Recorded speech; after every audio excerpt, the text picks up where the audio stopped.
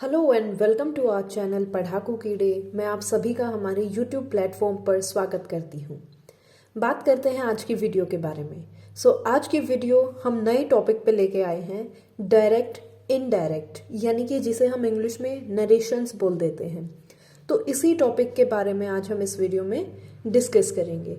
English grammar का बहुत ही important topic है नरेशंस, और यहाँ से क्वेश्चंस बनते ही बनते हैं, चाहे आपका नेवी डबल SSR एग्जामिनेशन हो या फिर कोई भी कंपटीशन एग्जाम हो जिसमें इंग्लिश ग्रामर आपकी पूछी जाती है। कुल मिला के narration topic is gonna be very very important for all of us. अगर ये वीडियोस आपको अच्छी लगती हैं तो प्लीज़ आप वीडियोस को लाइक करें, थम्स अप दें, मैक्सिमम कैंडिडेट्स तक शेयर करें, ताकि उसका बेनिफिट आपको भी मिले, ताकि आप लोग साथ मिलकर डिस्कस कर पाएँ। चैनल को सब्सक्राइब करें ताकि वीडियोस के नोटिफिकेशंस आपको टाइम टू टाइम मिलते रहें। तो आइए डिस्कस करते हैं आज की वीडियो के बारे में। स्टूडेंट्स, सबसे पहले देखते हैं कि नरेशन होता क्या है। हम में से बहुत सारे बच्चे तो ऐसे हैं जिनको यही मालूम नहीं रहता कि नरेशन किस बला का नाम है इंग्लिश में। Narration is nothing but it is the description of events, कि कोई भी इवेंट्स, कोई भी घटनाएं होती हैं, घटित होती हैं, उनके डिस्क्रिप्शन को हम नरेशंस बोल देते हैं। कितने प्रकार की होती हैं? 2 प्रकार की होती हैं, डायरेक्ट और इनडायरेक्ट। अब डायरेक्ट किस तरीके से होंगी? मान लीजिए ये एक सेंटेंस है, he said to me you are disturbing me now. अब इस सेंटेंस में you are disturbing me now क्या है? रिपोर्टेड स्पीच है, यानी कि बोलने वाले ने, वक्ता ने, ये जो बातें मैंने इन्वर्टेड कोमास के अंदर लिखी हैं ये एज इट इज कोट की गई है, जैसा उन्होंने बोला था। उन्होंने क्या बोला था कि you are disturbing me now. ये एग्जैक्ट वर्ड्स हैं जो बोलने वाले ने बोले हैं। ये क्या हो गया? Reported speech. और ये जो हमने एक्स्ट्रा लिखा है, ही सेड टू मी, यानी कि मैं अब किसी और से बता रही हूँ, आपसे बता रही हूँ कि उन्होंने, दिस ही पर्सन, उन्होंने मुझे क्या बोला? That you are disturbing me now. उन्होंने मुझे ऐसा बोला। अब ये क्या है? He said to me reporting verb है। ये फर्स्ट सेंटेंस जो आप देख पा रहे हैं, ये कैसा एग्जाम्पल है? डायरेक्ट लिखा हुआ एग्जाम्पल है। यानी कि डायरेक्ट सेंटेंसेस में हम क्या करते हैं? डायरेक्ट बात को कोट करते हैं इन्वर्टेड कोमास में जो कि बोली गई है। और बहुत सी क्लियर सी बात है, पहले हम रिपोर्टिंग वर्ब लिखते हैं, फिर कोमा लगाते हैं, देन इन्वर्टेड कोमास में रिपोर्टेड स्पीच को कोट करते हैं। इसी सेंटेंस को, सेम सेंटेंस को दूसरे तरीके से भी लिखा जा सकता है। कैसे चेंज करेंगे? He told me, said to convert हो जाता है टोल्ड में, me as it is, that I was disturbing him then. हमने क्या किया? रिपोर्टेड स्पीच को कन्वर्ट कर दिया और ये पूरा एक सेंटेंस इस तरीके से लिख दिया जो कि कॉम्प्लेक्स सेंटेंस की फॉर्म ले लेता है। और इस कोमा को हटा के इन्वर्टेड कोमास की जगह पे क्या आता है? दैट। यहाँ पे जो यू होता है, इस सेंटेंस में यू किसके लिए यूज हुआ है? मेरे लिए, बिकॉज उन्होंने मुझसे कहा था कि यू आर डिस्टर्बिंग मी। इसका मतलब मैं ही उन्हें डिस्टर्ब कर रही थी। दिस यू किसके लिए यूज हुआ है? मी के लिए। ये किस तरीके से लिखा जाएगा? I was disturbing him then.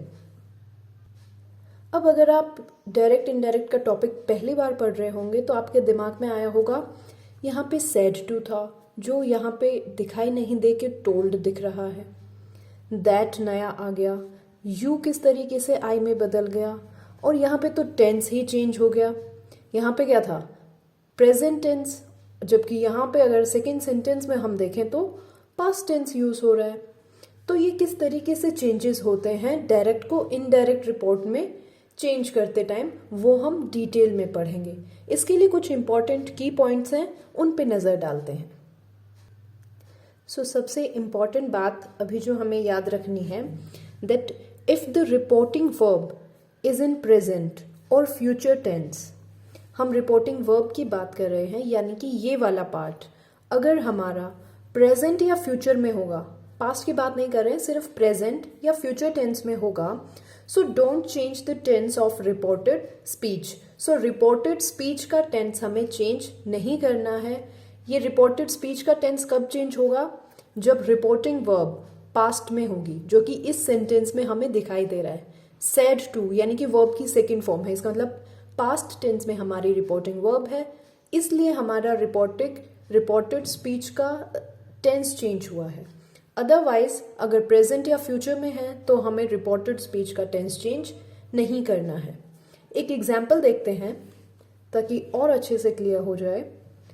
Kamal says to सरल, ये हमारे पास क्या हो गई? Reporting verb. अब यहाँ पे आगे अगर हम ना भी पढ़ें तो यहाँ सिर्फ इतना पढ़ने के बाद दैट कमल सेज टू सरल, हमारे माइंड में क्लिक होना चाहिए कि सेज टू, इसका मतलब कि क्या है? प्रेजेंट टेंस है। वर्ब की फर्स्ट फॉर्म में एस या ईएस कहाँ लगता है? प्रेजेंट टेंस में। सो हमें आगे जो भी हमारे पास रिपोर्टेड स्पीच होगी उसका टेंस सेम रखना है, कोई चेंजेस नहीं करने हैं। You have helped me a lot, अब इसको चेंज करते हैं हम इनडायरेक्ट टेंस में। सो कमल सेज टू, किसमें चेंज होगा?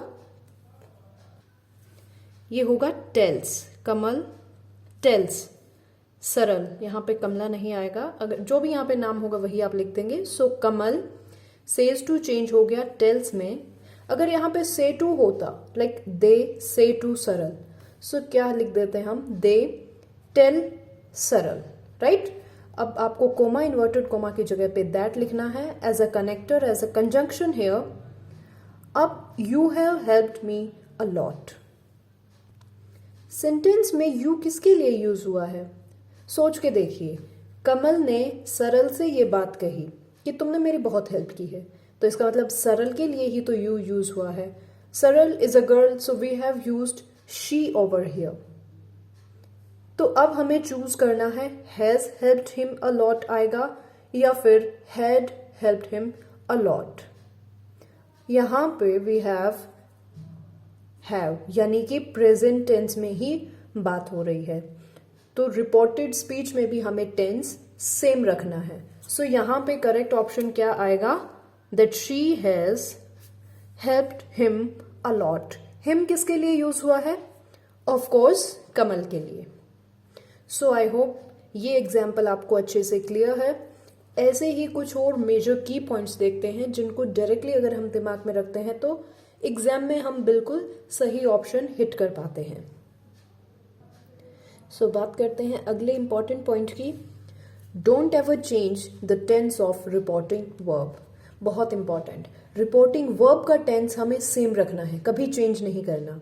जैसे कि इस एग्जाम्पल में Ram will say I did not know that person. इस सेंटेंस में हमारे पास रिपोर्टिंग वर्ब किस टेंस में है? फ्यूचर टेंस में। दिस इज रिपोर्टिंग वर्ब, तो इसको हमें फ्यूचर टेंस में ही रखना है। अब आपके पास दो ऑप्शंस दिए गए हैं, you select Ram will say आएगा या फिर Ram would say. So of course हमें टेंस सेम रखना है रिपोर्टिंग वर्ब का। सो हमारे पास राइट ऑप्शन क्या होगा?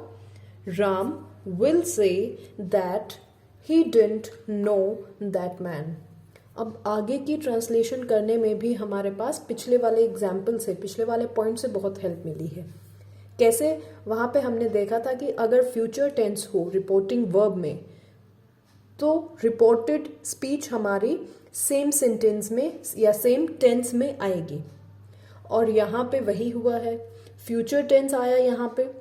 तो इसके बदौलत हमारे पास नेक्स्ट जो भी रिपोर्टेड स्पीच है उसका टेंस भी हमने सेम रखा है जो कि पहले दिया हुआ था। He didn't know that man, right. बहुत ही सिंपल। अगला पॉइंट देखते हैं। अब मान लीजिए हमारे पास नेक्स्ट एग्जाम्पल अगर हम पढ़ें, the boy said to the magician. ये आज मैंने आपकी कन्वीनियंस के लिए लिखा है कि इसको हम कैसे चेंज करेंगे, इसको बाद में डिस्कस करते हैं। The boy said to the magician, how can you do this trick. So ये जो आप इन्वर्टेड कोमास में देख पा रहे हैं इस सेंटेंस को, तो इसका मतलब ये सेंटेंस कैसा है? डायरेक्ट है। इसको हमें इनडायरेक्ट सेंटेंस में, इनडायरेक्ट नरेशन में चेंज करना है। अब इस डायरेक्ट सेंटेंस में तो वी कैन सी कि ये इंटेरोगेशन में है, क्वेश्चन पूछा गया है। कि बच्चे ने पूछा मैजिशियन से कि आप ये ट्रिक कैसे कर लेते हैं। बट जब हम इसको दूसरी फॉर्म में लिखेंगे, इनडायरेक्ट नरेशन में चेंज करेंगे, तो हम इंटेरोगेटिव फॉर्म का यूज नहीं करेंगे, राइट? इसको हम सिंपल सेंटेंस में ही कन्वर्ट करेंगे। कैसे, आइए देखते हैं। द बॉय, अब सेड टू चेंज हो गया आस्क में, राइट? Ask the magician. अब यहाँ पे जब भी क्वेश्चन होगा तो हमारे पास दैट नहीं आएगा, डायरेक्ट ये जो क्वेश्चन वाला वर्ड है, WH फैमिली वर्ड्स जिसे कहते हैं, यही हम यूज करते हैं। अब दो ऑप्शंस बनते हैं आपके पास। How could he do that trick, can का कुड में चेंज कर दिया बिकॉज यहाँ पे पास्ट टेंस है। और दूसरा जो हमारे पास बनता है, how he could do that trick. Simple बात ये है कि पहला वाला सेंटेंस अगर हम बनाते हैं तो ये क्वेश्चन मार्क वाला ही सेंटेंस बनेगा, हाउ के बाद वर्ब देन सब्जेक्ट। लेकिन अगर हाउ के बाद हम सब्जेक्ट और फिर वर्ब यूज करते हैं तो ये सिंपल सेंटेंस बनता है बिना किसी इंटेरोगेशन फॉर्म के। और यही पॉइंट हमें दिमाग में रखना है कि इनडायरेक्ट नरेशन में हमें इंटेरोगेटिव फॉर्म अवॉइड करनी है। So the right answer will be the boy asked the magician how he could do that trick. This is the right answer. So in example से आपने एक चीज कॉमन नोटिस की होगी कि हमारे पास रिपोर्टिंग वर्ब जो होती है उसमें क्या होता है, चेंज होता है जब भी हम डायरेक्ट से इनडायरेक्ट नरेशन बनाते हैं। तो ये चेंजेस किस तरीके से होते हैं इसके बारे में थोड़ा सा देख लेते हैं। सो डायरेक्ट से इनडायरेक्ट नरेशन में हमारे पास रिपोर्टिंग वर्ब में जो भी चेंजेस होते हैं वो इस तरीके से हैं। मान लीजिए सेज है तो सेज का डायरेक्ट सेज ही रहेगा। अगर सेज टू है तो क्या किस में कन्वर्ट होगा, टेल्स में। अगर सैड है तो सैड का सैड ही रहेगा, लेकिन अगर सैड टू है तो वो टोल्ड या फिर आस्क में कन्वर्ट हो जाएगा। अगर नॉर्मल सेंटेंस है, इंटेरोगेटिव नहीं है, तो वो टोल्ड में कन्वर्ट होगा।